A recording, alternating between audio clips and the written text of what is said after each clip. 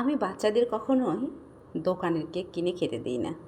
তাই ওরা যখনই আবদার করে আমি ঝটপট ওদের কীভাবে কাপের মধ্যে কেক তৈরি করে দিই সেই রেসিপিটা আজকে আপনাদের সাথে শেয়ার করব। আসসালামু আলাইকুম ভিউয়ার্স, কেমন আছেন সবাই? আশা করছি নিশ্চয়ই খুব ভালো আছেন। আলহামদুলিল্লাহ আমিও ভালো আছি। কেক বানানোর জন্য আমি ব্লেন্ডারে হাফ কাপ চিনি, একটা ডিম এবং হাফ কাপ পরিমাণ সয়াবিনের তেল এবং 2 চিমটি লবণ দিয়ে দিয়েছি। এবার একটু এগুলো ভালোভাবে ব্লেন্ড করে নিব। ব্লেন্ড করে নেওয়ার উদ্দেশ্য একটাই, যে হ্যান্ড উইস্ক দিয়ে যদি আমরা এটা বিট করতে যাই অনেকটা সময় লেগে যায়।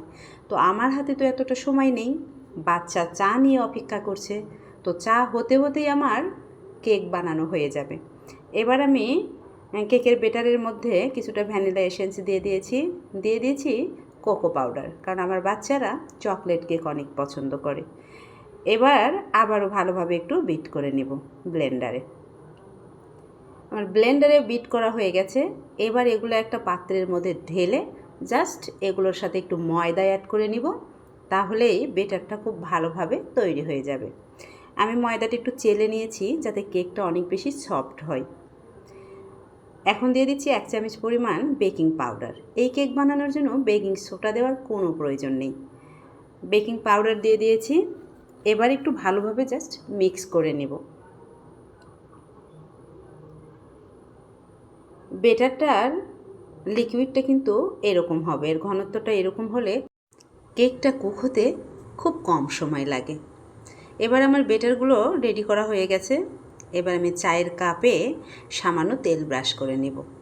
তেল ব্রাশ করে নিলে হবে কি, যখন কেকটা কুক হয়ে যাবে এটা কাপ থেকে উঠাতে অনেক বেশি সুবিধা হবে।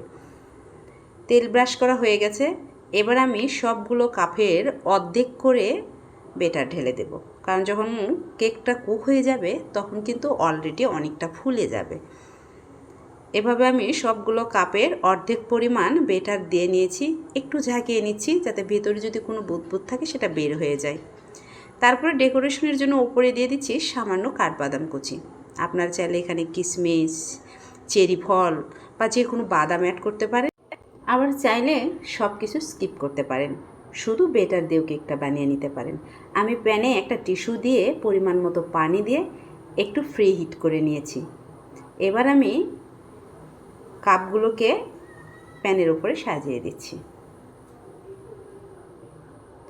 অনেক সময় দুধ চা বাসায় বানালেই আমার ছোট ছেলেটা অনেক বেশি বায়না করে যে ও কেক দিয়ে দুধ চা খাবে, তখন আমি এইভাবে জলদি কাপের মধ্যে কেক তৈরি করে দিই।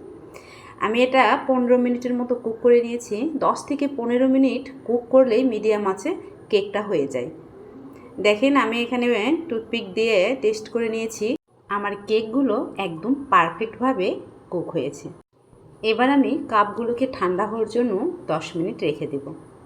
ঠান্ডা হয়ে গেলে একটা ছুরির সাহায্যে কাপ থেকে কেকগুলো নামিয়ে নেব। খুব ইজিলি কেকগুলো নামিয়ে নেওয়া যায়।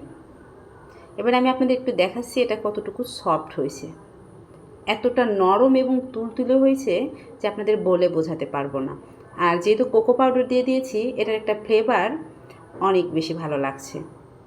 তো বন্ধুরা, বাচ্চারা যখন বায়না করবে বাজারের দোকান থেকে অস্বাস্থ্যকর কেক তাদের হাতে তুলে না দিয়ে ঝটপট বাসায় তৈরি করে নিতে পারেন নরম, তুলতুলে এবং অনেক বেশি মজার এই কাপ কেকটা। তো বন্ধুরা, আপনারা যে যেখান থেকে আমার এই ভিডিওটা দেখেন সবার জন্য শুভকামনা রইল। ভালো থাকবেন সবাই। আল্লাহ হাফেজ।